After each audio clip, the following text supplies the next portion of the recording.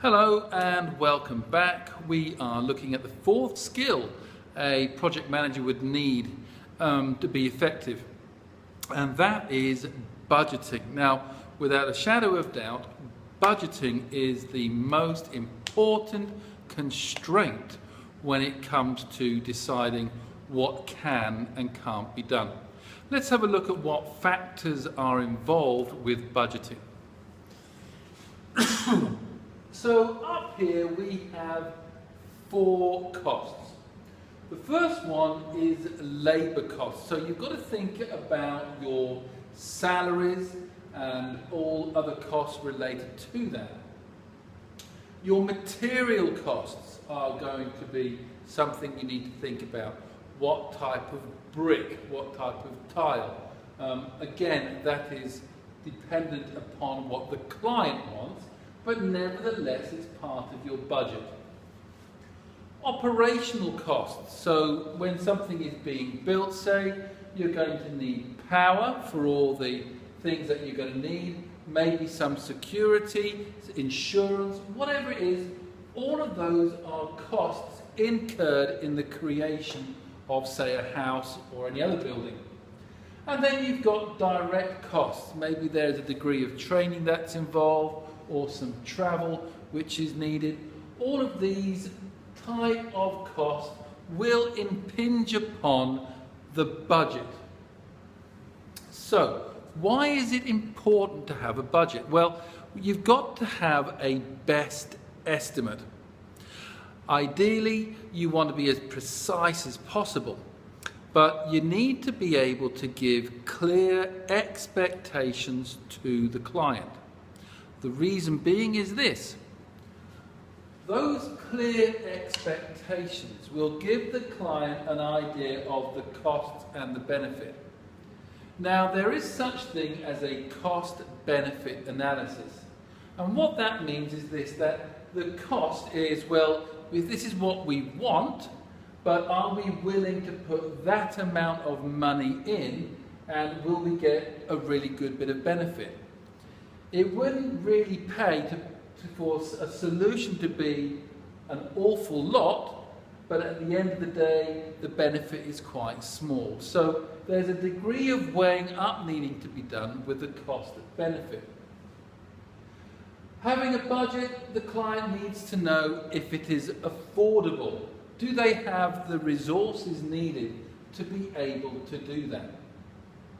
And it's also making sure that whatever budget you have, it's realistic. If it's realistic, then a degree of research will have gone into this, where not just one, but several solutions have been found, and a costing for each solution has been made. So in order to be able to produce a really good, tight budget, there is a process that needs to be got through. Let's have a look at that process. The process is 4 steps. One is to identify the problem or the need. So in my case, last year we had a pergola built. That's basically something to keep the sun off. That was our problem, that was our need. We investigated various solutions. That's the second step.